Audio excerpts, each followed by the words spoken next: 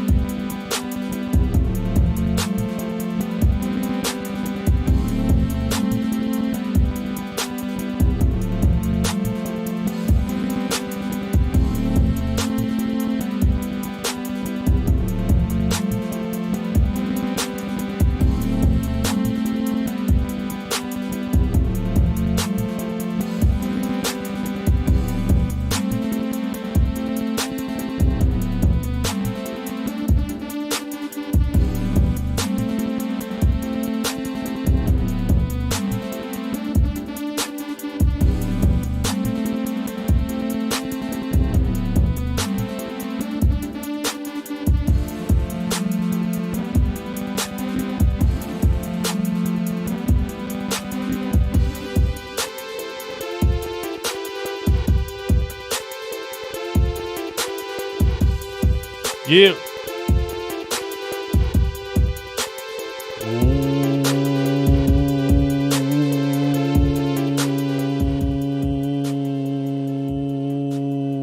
What is good? Run It Back Nation. It is I, DJ Eastwood, Run It Back Philly. No frauds, no fanboys, no intros. You know the drill. Hit the like button. Helps me out greatly. It's the only way to push this content through the YouTube algorithm. Being active in the chat and hitting that little like button. These episodes are available on Apple Podcasts and every other podcast platform you can think of in beautiful mastered audio. Thank you to Merkle Media. So be sure to check it out on any podcast platform, whichever one you use. Most people use Apple Podcasts. Every time I see an iHeartRadio commercial, I think to myself, who uses that? But if you use iHeartRadio, we're over there too. If you use Google Podcasts, is that still a thing? Yeah. And if you do use Apple Podcasts, I ask you the favor, please go over to Apple Podcasts, type in Run It Back Philly, and leave us a 5-star review. That would be greatly appreciated. What else? Buy the merch, the Fire Glenn t-shirt, man. The state of the Philadelphia 76ers right now is going to buy him some more time, unfortunately. It's just the way that it is. He keeps getting off the hook. You know, we were really close. To getting Glenn Rivers up out of here. And Joel Embiid went Super Saiyan for a 60-point quadruple-double and saved Doc's job. Now, you know, with a couple of big games coming up, the bench comes back without Tyrese Maxey and beats the Milwaukee Bucks, which was unexpected. Didn't see that coming. I guess you got to give credit to Doc Rivers, right? I always say he doesn't coach up. I always say in a situation where you need him to be creative, you need him to out-coach the coach on the other side. He beat the Bucks. Maxey went down. He still beat the Bucks. I think Embiid dropped 32. The defense was crazy in the second half. The best defense we've seen this entire season so far. We got in Giannis's head at the free throw line, and you know they pulled that game out. So I gotta be on both sides here. You know what I mean? I gotta give credit where credit is due. I don't know if it was Doc making those decisions or if he was pressured into, you know, playing Paul Reed on Giannis. I know Doc would have loved to play Trez on Giannis most of the game. He probably would have loved to play George Niang on Giannis. But yeah, Saturday night, no Maxey, no Harden. I didn't watch that game. I was working Saturday night. Woke up the next morning, a little too late, and then the Eagles game came on, so that just kind of ran together and I didn't watch that game. And to be quite honest with you, I had a little bit of trouble caring about it. And I'm going to have trouble caring about these games coming up because we are down Embiid also. Doc Rivers cannot draw up a play. Why call a timeout? Richie MC. So go ahead in the chat and I remember people saying that, man, and my weekend was just, I don't do this podcast thing full time, unfortunately, so I still got a lot of things going on, and I just didn't even look for that game. That was a lot. Who the hell were we playing on Saturday? Who were we playing? Man, come on, Eastwood. What kind of podcast is this? The Timberwolves. All right. Yeah, I didn't even check for this game, man. And I was watching NBA games last night.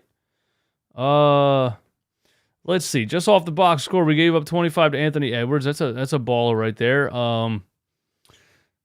D'Angelo Russell shot 7 for 13 for 19 points. Karl Anthony Towns had 12. It looks like most of their damage done was by the bench. 40, 57, 67. Their starter scored 75, and they had 112, so their bench scored 37 points. Is that what happened? Jalen Noel.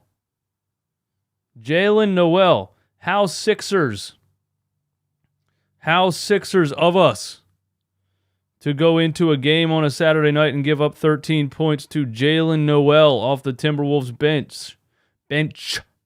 Taurean Prince. N. Reed. Nas Reed. Kyle Anderson. I thought he was still... I don't even know he was on the Minnesota Timberwolves. But yeah, so we gave up a lot of points to a bunch of players that Doc Rivers would never play in an NBA basketball game. On the other side, Joel dropped 32. Shout out to Shake Milton for stepping up. In a game without Maxey, without Harden, without Korkmaz. I know we're down bad when we don't have Korkmaz, Without Isaiah Joe, he's injured too, right? Oh no, we released him with an open roster spot. Shout out to Shake Milton for stepping up and giving you 27 points. 3 for 5 from 3. That's impressive for Shake Milton lately, because I've been saying his 3-point shot, I don't know what happened to it. Looks like Markelle Fultz when he shoots the ball, so I'm happy he was 3 for 5 from 3. PJ Tucker gave you a big goose egg, 0 for 1, 5 rebounds, 1 assist, 2 steals. I mean, we didn't really sign PJ Tucker to be a scorer, but you still want to see him get up more than 1 field goal. He should be able to get a couple shots off, right? Just standing in the corner, shooting threes. Man. Our bench, Niang gave you 15 off the bench. That's the best you can ask for Niang. But this team is so depleted right now. We had Doc played basically an 8-man rotation in that game. He played Matisse Thybulle for 4 minutes. I don't know what's up with him. Doc said that he was hurt, and then he played him, and then he didn't look right, so he took him back out. Like, what's up with Matisse Thybulle? Don't know. Tobias Harris still has a mysterious injury. We don't know if that's because he's being traded or not. Hopefully, it means he's being traded. Montrezl Harrell.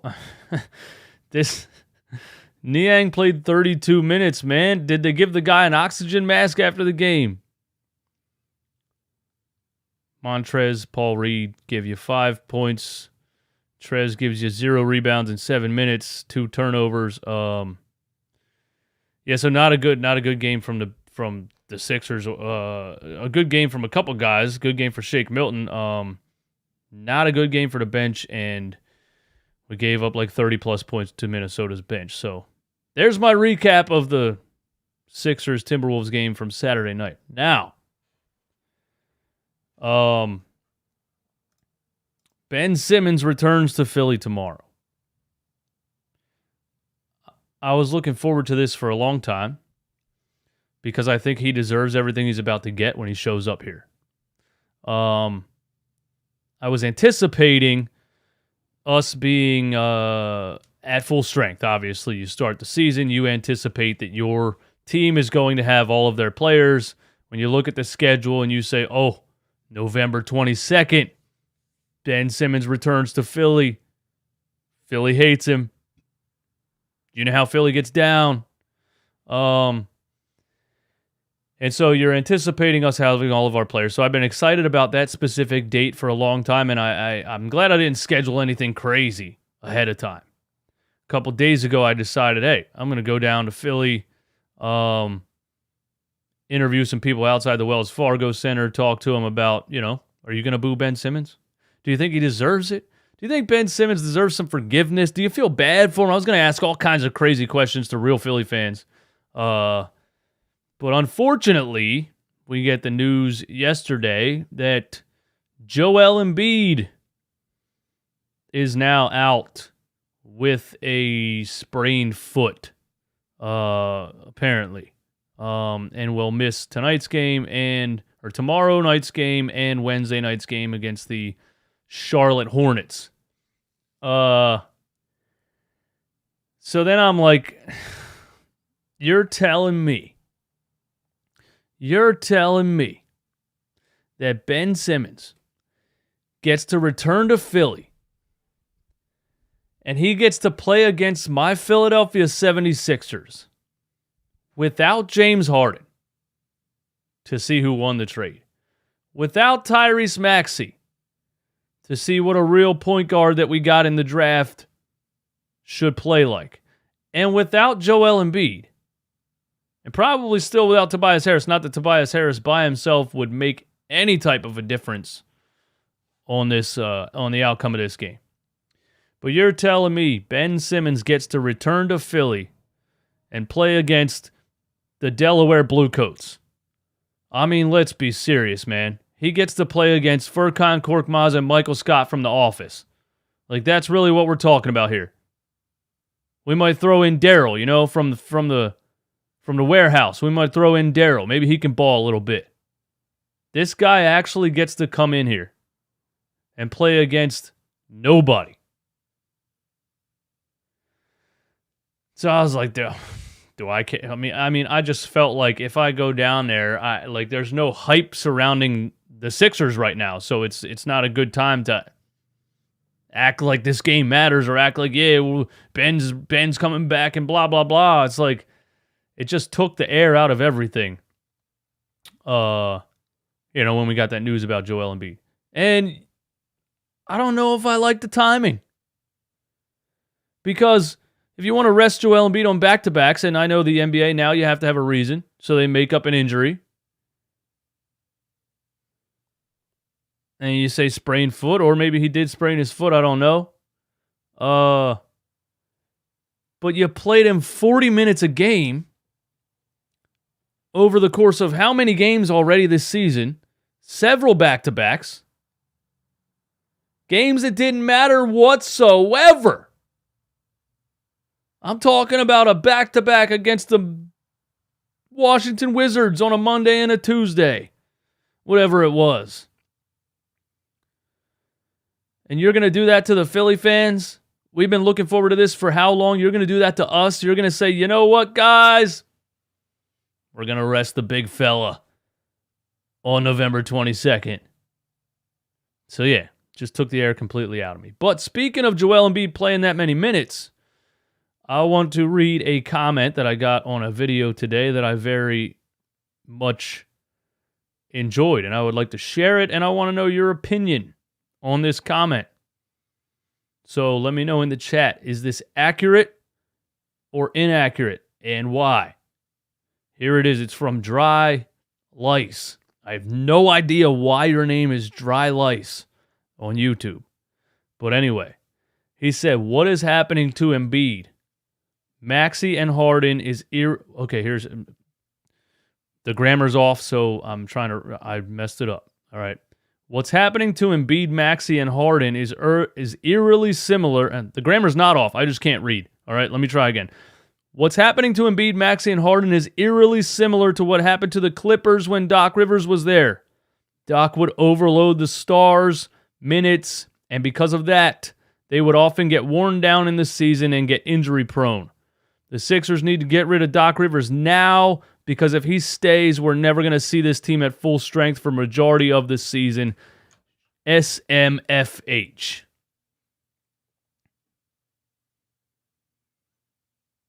So Doc Rivers comes into this season, which was weird, man. You know, the first couple games, he played like an 8-man playoff rotation. Paul Reed was glued to the bench. Matisse Thybulle was glued to the bench. Obviously, Isaiah Joe and Charles Bassey, then they got released. But he played basically these starters. Embiid, who needs load management. Embiid, who couldn't do anything in the offseason because of plantar fasciitis, according to the source, Doc Rivers. So Doc knew that. He knew Joel was out of shape, apparently, or they made up an excuse on the fly. I don't know. But he came into this season playing Joel Embiid 37, 38, 39 minutes in these meaningless November games. Playing James Harden 40 minutes. Yeah, he had a good offseason, but he hasn't had a healthy season in a couple years, and you're hoping that James Harden can get back to what he used to be. So he comes into this season playing the starters 35, 6, 7 minutes in the first couple of games of the season. And then all of a sudden, the whole damn starting lineup is out with injuries right now.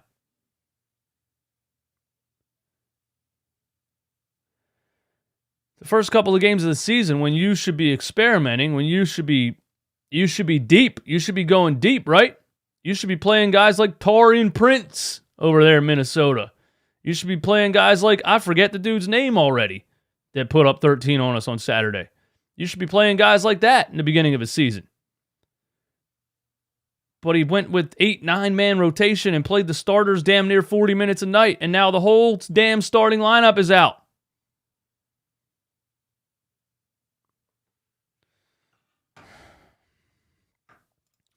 What's up, Random Gamer? Point per game, our bench is the worst in the league. This is what's crazy about stuff like this, bro. At what point is it the organization? How many years have we sat here and had the worst bench in the league? How many years? I want to know.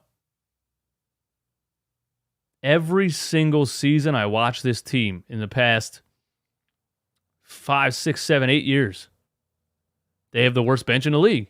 Then we have an offseason where we sign all these guys, and it's supposed to be, we finally have depth, and we still have the worst bench in the league. How is that possible? I need to know. Anyway, so Ben Simmons is off the hook because all of our starters are injured. So he gets to come in here and play against the Shanghai Sharks and, do whatever. Now, Ben had a 22, 8-5 game last night. So Brooklyn Nets fans are going absolutely apeshit today on the internet. I mean, you would have swore this dude dropped a 69-point quadruple-double and hit a game-winning fadeaway three-point shot. It is absolutely unbelievable. I think Ben Simmons might be the first player in the history of the NBA to be celebrated for scoring 22 points. And I saw a couple of clips, and I will say he was more aggressive, which is what we always begged of him. This is what Nets fans need to understand. You're just lying to yourselves. They're coming at me saying crazy-ass things. Things that when you say them, expose you. If you say to me, look, Ben dropped 22, 8-5. See, all you haters, I told you. You told me what? Bro, Ben did that for us. The problem is he only did it 3 times a season. You think magically now he just flipped a switch and he's going to be aggressive every single night for the Brooklyn Nets? You just witnessed over the course of the first couple of games that he played what we witnessed the whole time he was here. He would have 5 games where he gave you hardly any effort at all. And then everybody would get on him. The entire fan base, the media, the whole NBA, Stephen A. Smith, Shaq, everybody would get on his ass, and he would come out and drop 42 against Rudy Gobert.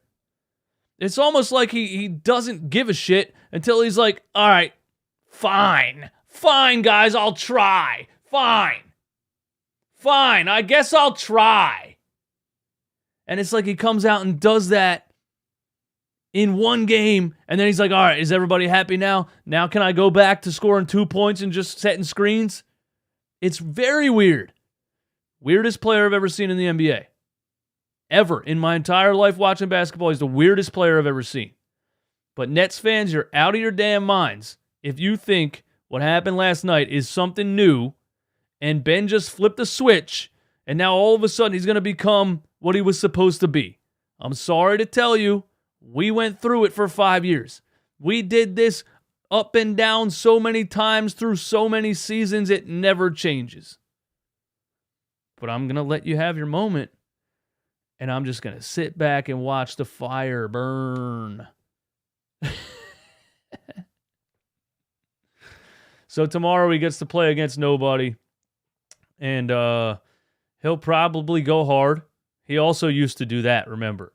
Against length and athleticism, he wouldn't go hard. I remember a content creator in Toronto who was covering the Raptors and the Sixers, and he was showing clips of Ben against smaller defenders on bad teams, the Cavs when they were down bad, on and on and on, and then he'd show Ben against Pascal Siakam or somebody else, and he just shies away. He shies away. So tomorrow night, against nobody, Ben is 100% going to be aggressive.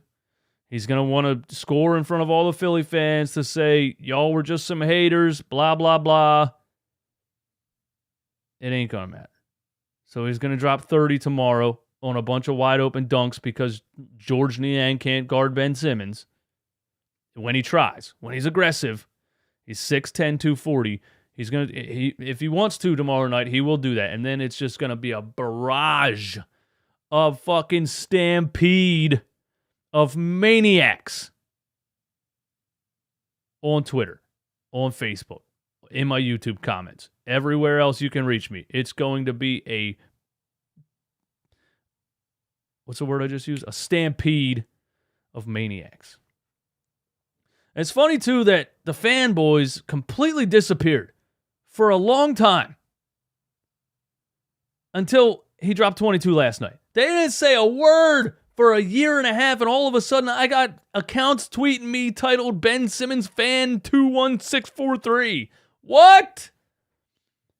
Did y'all really just pop up this morning and make new accounts to troll me because Ben dropped 22 points? Do you realize Tyrese Maxey had 24 points at halftime the other night before he twisted his foot? 24-5. Where's the national media kissing his ass? Where's Stephen A. Smith and Shaq and everybody else jumping and screaming about Tyrese Maxey dropping 24.5? Nowhere. Because he doesn't ask for it. He doesn't live off of this baby. Please cradle me, cuddle me, coddle me. But, Ben drops 22 and everybody, oh my God. Ridiculous. Anyway. Ben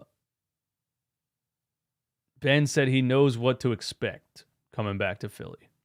And he had that little interview, the broadcaster asked him, and he made a face and he was like, in Philly? I know what to expect.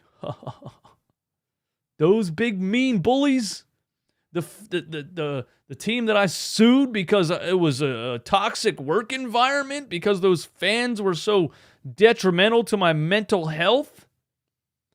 I love how he talks now like none of that happened. You know what I mean? He talks now like none of that he's laughing like none of that happened. It's not all fun and games, Ben. This city hates you. Your own country of Australia hates you. So it'll be interesting to see, at least to be able to. It'll be interesting to hear the boos tomorrow night, but, the Sixers got nobody playing, bro. Nobody. All right, so I'm just going to throw this out there in the chat and let you guys tell me. No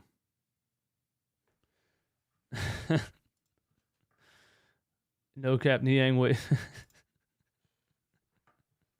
Niang, yeah, that's just it. That's just who he is, man. It is what it is. So with the Sixers being so depleted currently, without Tyrese Maxey for the next 3 weeks, without James Harden for another, I think week or two, without Joel Embiid for a couple games, can you really rely on, Shake Milton and DeAnthony Melton to be like NBA level scorers to try to hang with some of these teams? So I ask you, should the Philadelphia 76ers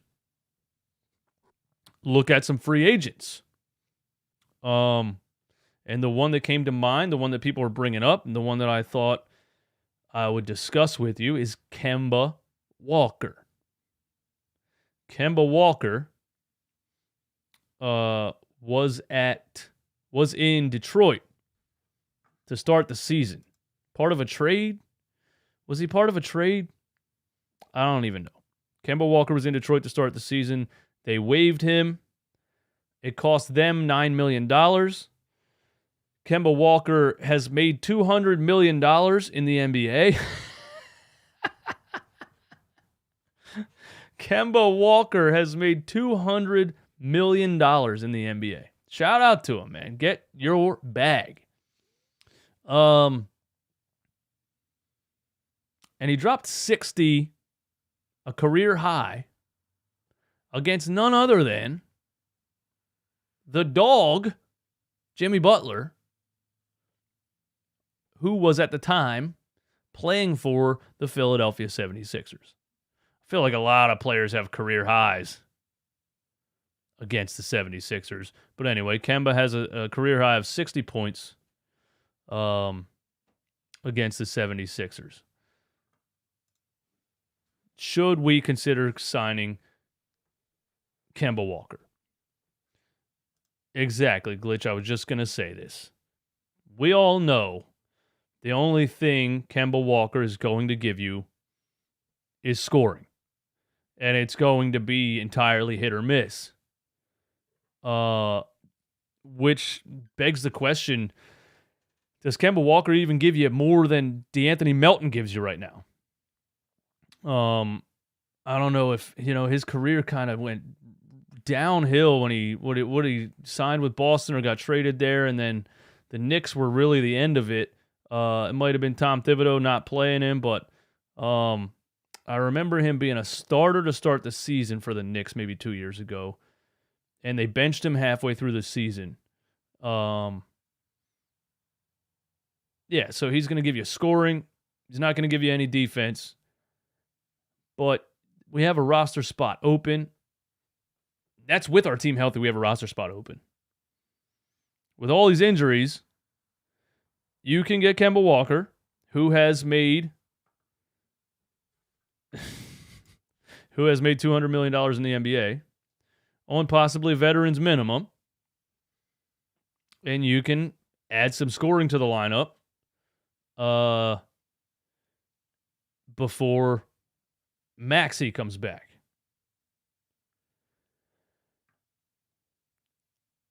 Does that matter? Probably not. Let's be serious. I guess like in these 2 or 3 weeks, you want to win. I mean, you always want to win as many games as possible, but with all these injuries and being without Harden and Maxey, you want to squeak away some wins. And I guess adding a Kemba Walker could help you squeak away some wins until Harden comes back. But I don't know, man. I don't know. I mean, it can't hurt. I guess that's why I'm going to say yes to it. It can't hurt.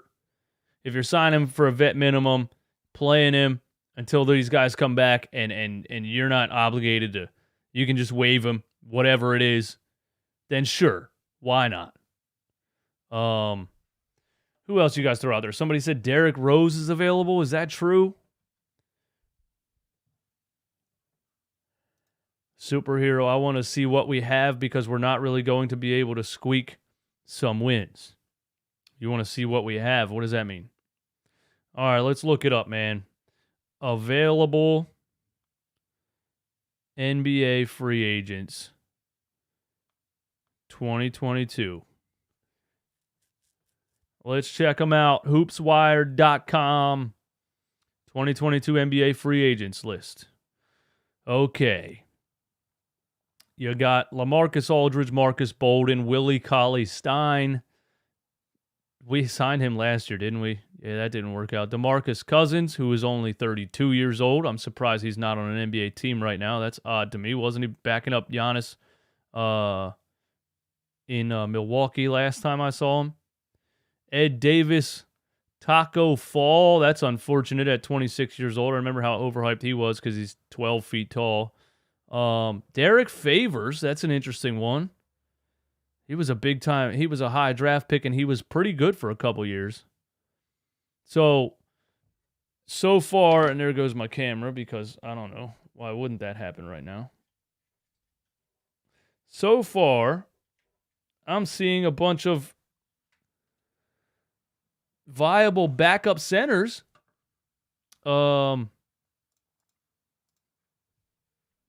Which is weird because we don't have any backup centers. Now, somebody left a comment today and said, I want to see us sign a backup center with more height. And I said, you mean like Charles Bassey?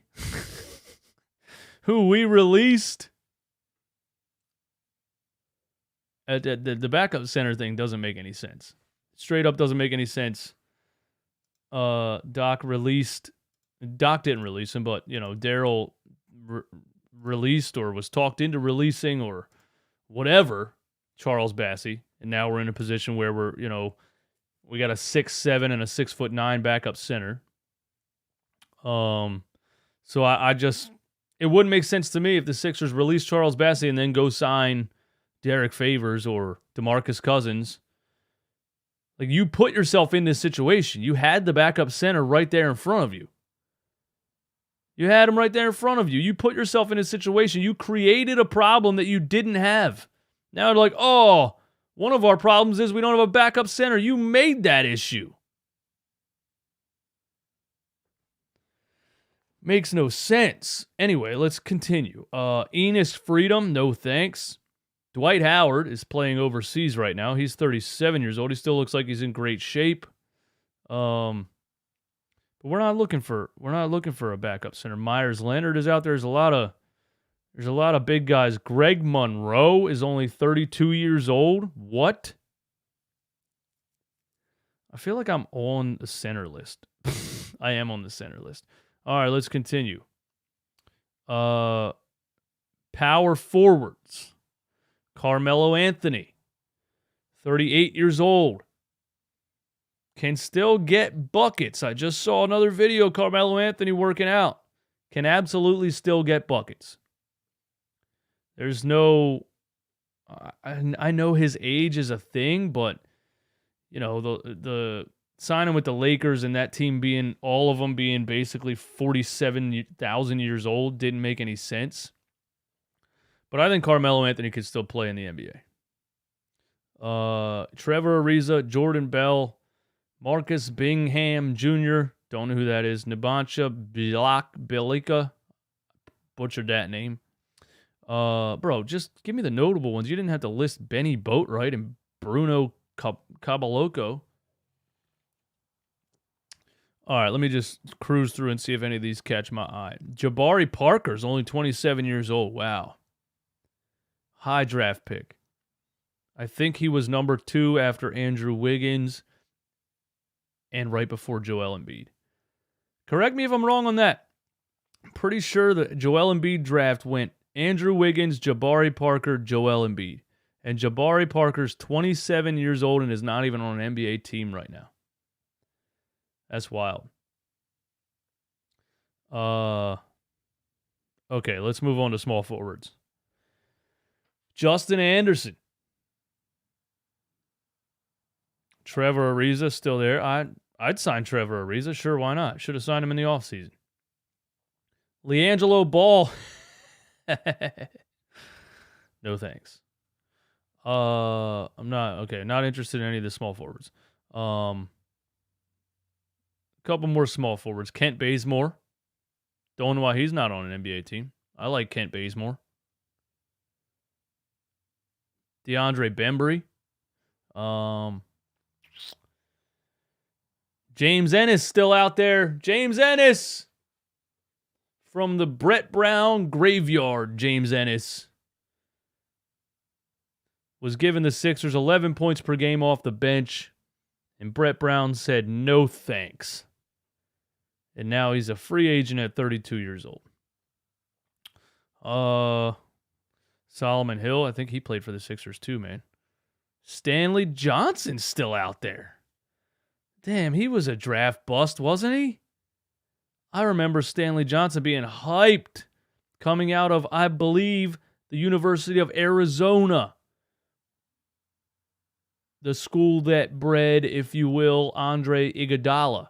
And he was 6'7", 240, big body, high jump guy, very athletic, just not very good at playing basketball.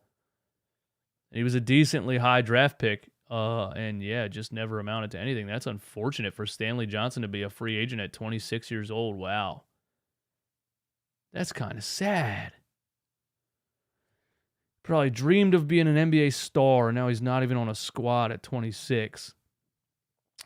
Shooting guards. Tyshawn Alexander. Don't know who that is. Yes or no in the chat to Avery Bradley. Avery Bradley, only 32 years old. Used to be a lockdown defender. Off the top of my head, I think the last team he played for was the Lakers, which, again, was just a weird team full of 40-year-olds that were not good. Avery Bradley, if he's still in shape, I don't know, maybe he's 32 and washed, but, you know, Avery Bradley used to be one of the best three-point shooters in the NBA and a lockdown perimeter defender. Veteran minimum? You got chat says no to Avery Bradley. Okay. That sucks. I like Avery Bradley. Charlie Brown Jr. All right, let me see if any other names stand out here as far as shooting guards. No. Tyler Johnson? We signed him last year, man. Take that, Tyler Johnson. That's what we need to do. We got to sign Tyler Johnson today before tomorrow's game so we can put him out there and get dunked on by Ben Simmons one more time in his life. Just for Tyler Johnson. Mason Jones, Jeremy Lamb. Somebody in the comments today said Jeremy Lamb. I don't know why he's always been overhyped like hell. And he's 30 years old now, so I wouldn't bank on that. Ben McLemore. Ben McLemore had a couple good seasons in Sacramento. I remember him being a high draft pick too. Unfortunate that he's a free agent at 29, but Ben McLemore had a couple good seasons in Sacramento. That's an athlete. He's a mid-range bucket. He could score a little bit. Yes or no in the chat to Ben McLemore. Tony Roten.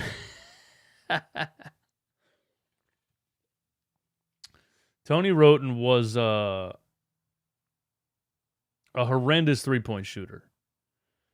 He was just on a bad team, and he was athletic enough, and he would put his head down and go straight to the rim the entire game. Tony Roten was not nice. Raisin says yes to Ben McLemore. Why not? Midas says get Ish Smith. I love Ish Smith, but, you know, what does that really do for you? He's not a scorer. He's a facilitator. Can run a pick and roll with Joel Embiid and things like that, but I don't know. I like Ish Smith, man. That's Tony Roten was not nice, man. Bring KJ McDaniels back. Bring MCW back. Oh, man.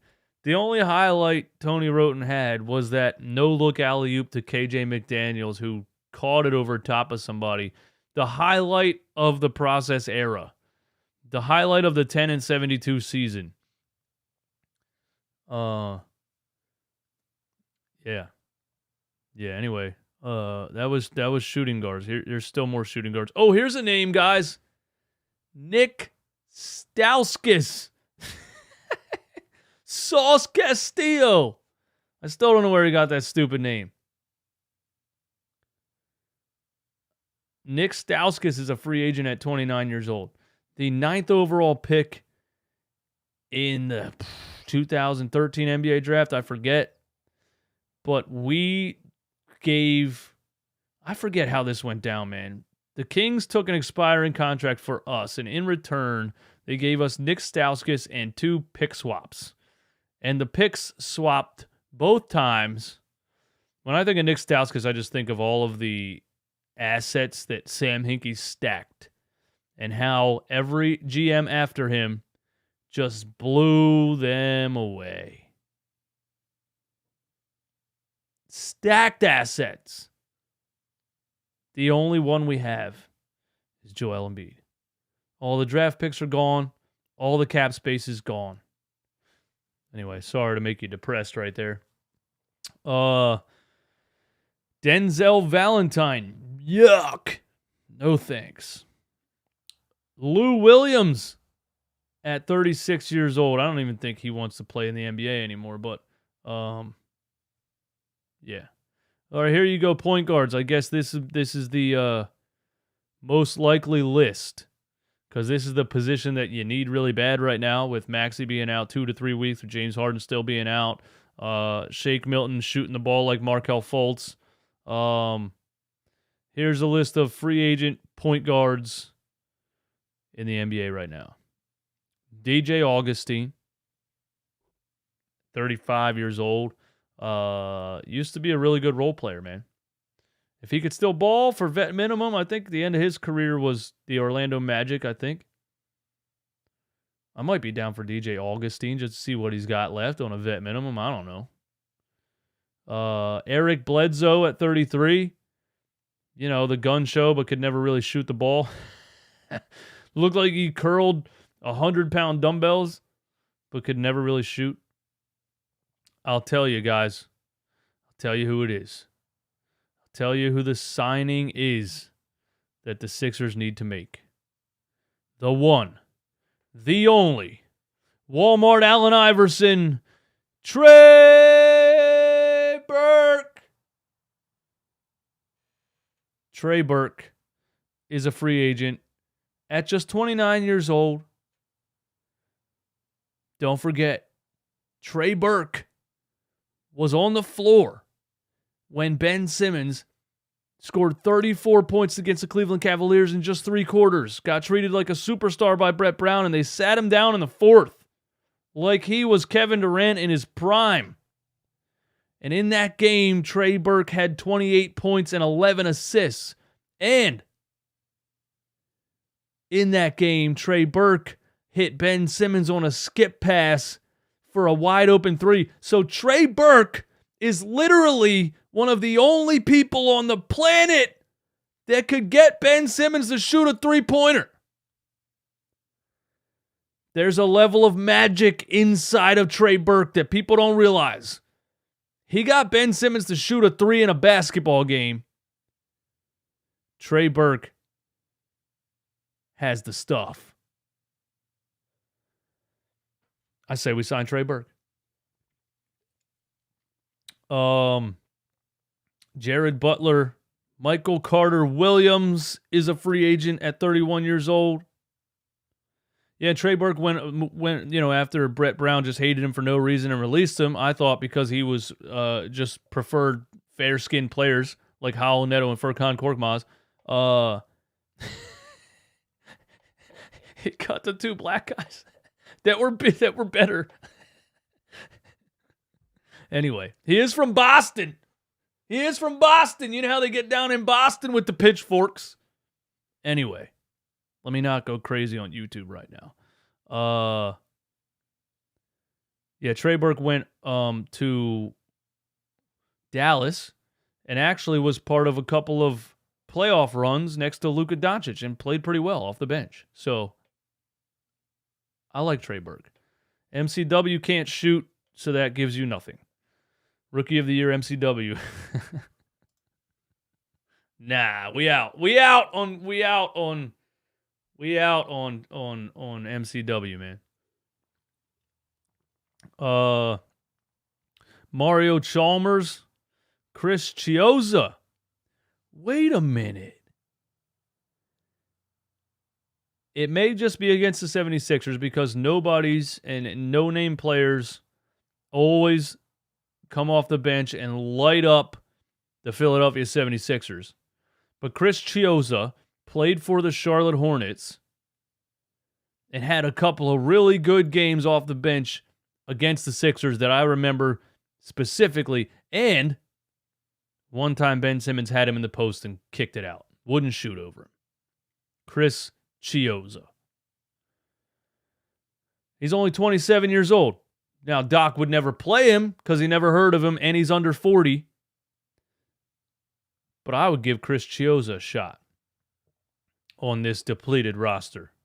Sharif Cooper. Why is Sharif Cooper a free agent? Is that not the player that the Houston Rockets drafted like 2 years ago? It was supposed to be a up-and-coming... What the hell happened to Sharif Cooper? Why is Sharif Cooper a free agent? Cooper was drafted in the second round of the 2021 NBA draft. No, that's not who I'm thinking of. Anyway, Chris Dunn. Chris Dunn is only 28 years old. I remember him when he was drafted out of UConn. He was supposed to be the next point guard. He was supposed to be the next two-way point guard. You know, he was supposed to be the next Gary Payton. And man, he was a bust. Chris Dunn, 28 years old. Carson Edwards, who the Celtics traded picks with the Sixers to draft over Matisse Thybulle. And then for like Matisse's rookie year, we thought we won that trade by a mile, but then he looked unplayable in the playoffs, and now we don't know if he's good or not because Doc plays him 40 minutes one game and 0 for the next month. We'll never know. Sharif Cooper's dating Ash Cash. He's still getting W's. Hey, I don't know who Ash Cash is, but shout out to him. And I don't think I want to know who Ash Cash is either. All right, who else stands out on this list? Brandon Knight, 31 years old. Elfrid Payton. Let's bring back Elfrid Payton, guys. I don't know if people even know this. I won a gift card at the Xfinity Live Center long time ago because the DJ was doing trivia, and I knew every answer because I'm a psycho when it comes to this team. You guys know that. And the trivia question was, what player was traded for the rights to Dario Saric? And I raised my hand and he said, you know that? I said, bro, it was Elfrid Payton. And I'll even tell you the team, the Orlando Magic. So he never played in Philly, but we traded him for Dario Saric, who then stayed overseas for what felt like 10 years, and he's never coming over. And then he came over, and we thought he was a superstar, and it turns out he's just a decent role player. He's basically George Niang from Turkey. Elfrid Payton was solid in the NBA, though, for a couple of different teams. Rajon Rondo at 36 years old? No. No. Do you know how many minutes per game Doc Rivers would play Rajon Rondo at 36 years old right now?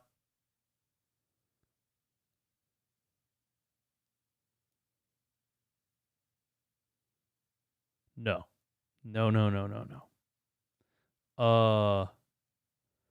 Isaiah Thomas, 5'9" Isaiah Thomas at 33 years old. Cassius Winston. Kemba Walker at 32 years old. I think probably just because he's had such high scoring games in the NBA. I mean, I'm saying that's the only real reason that Kemba Walker's name stands out more than anybody else. But like, you know, take away that 1 or 2 seasons in Charlotte on a bad team, a high volume shooter. Take away that 160-point game. And does Kemba Walker really stand out any more than anyone else on this list? I actually think there's better options on this list than Kemba Walker, now that I looked at the whole list. And I'm telling you who I'll take over Kemba Walker. Well, you need scoring, though. That's why it's Kemba Walker. That's really why. A lot of these guys are good facilitators, but do they have the ability to score like Kemba Walker could possibly have the ability to still do sometimes? I guess Kemba Walker wins as far as the free agent point guards. I'll take Trey Burke right now over Kemba Walker. I'll take... I think that's it, really. I just like Trey Burke. That's just a bias for me. Kyle Craig, what's up, man? Yeah, I said Melo when I was going over the small forwards. He's still available. He could still get buckets, but, you know, I think the Sixers' main focus right now, not just for the injuries that they have currently, but, you know, for the rest of the season, you'd probably be looking at a backup point guard in general. I think, unless Shake Milton, you know, is going to get the keys from Doc Rivers and get the playing time. I don't know. He drops a 27-point game. That might have Doc feeling some kind of way. That might have Doc feeling like, oh, look, I just developed Shake Milton again. I just brought back the guy who dropped 40 on me when I was in L.A.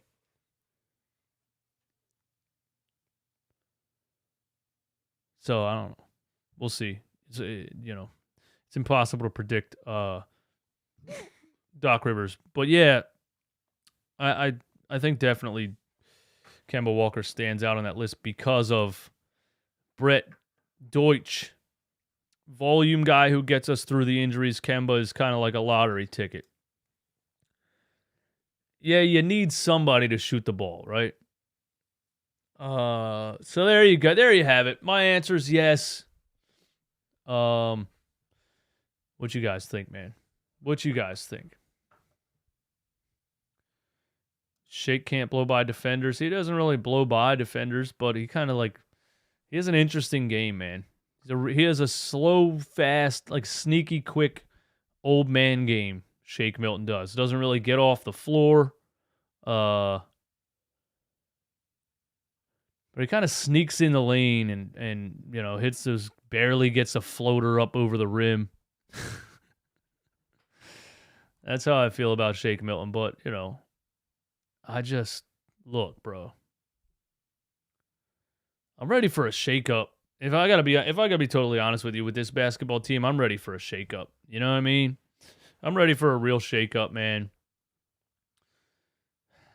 I was watching like Ben's rookie highlights and just comparing him to what he looks like now, and I saw Furkan Korkmaz in these highlights, and I was like, bro, we've had these players for like 30 years now, it feels like.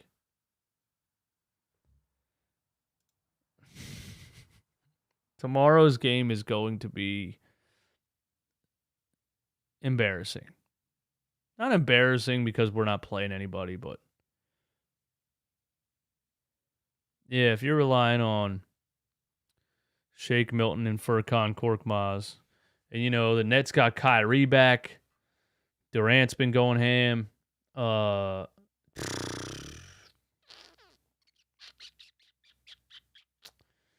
Yeah, I don't know. I don't know what else to say, man. This team has, so far this season, frustrated the hell out of me.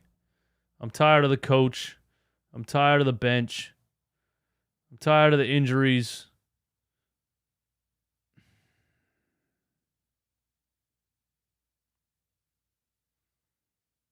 Josh Jackson, small forward. I don't know if he gives you anything, man.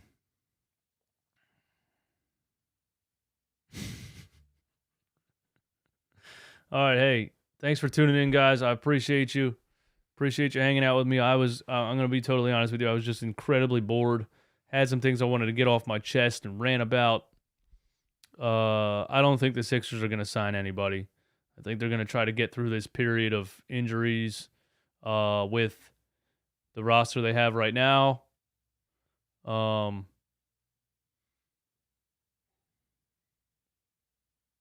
This team ain't going anywhere until that stubborn old dinosaur is gone. So at the end of the day, none of this matters. None of this matters. None of this matters. We're all just talking about it because we have nothing else to talk about. And we're crazy people. But realistically, none of this matters. The Sixers need Maxey to come back healthy and continue what he was doing in that first half. James Harden maybe comes back and they have chemistry. If your bench is... Maybe Shake Milton can bring the bench alive with, getting the reps that he's going to get through these injuries. So maybe when we're healthy again, Shake Milton kind of ignites the bench a little bit.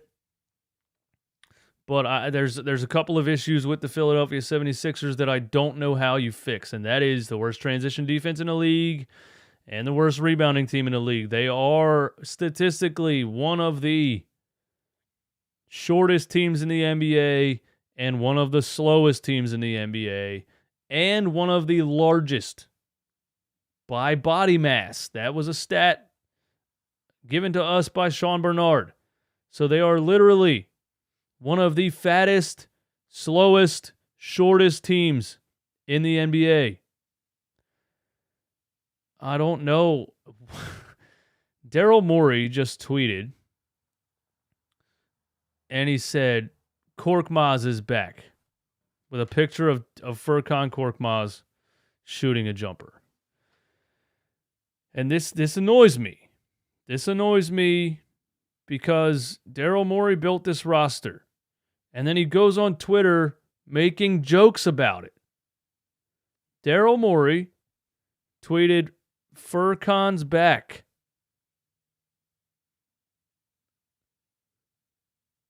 He's on Twitter making jokes about how down bad his basketball team is. And so I replied and said, build a better roster. This is not funny. And then I replied again. And I said, you let Glenn get rid of a fantastic young backup center and a shooter because you're too soft to stand up to him. Grow a pair, Daryl. Grow a pair.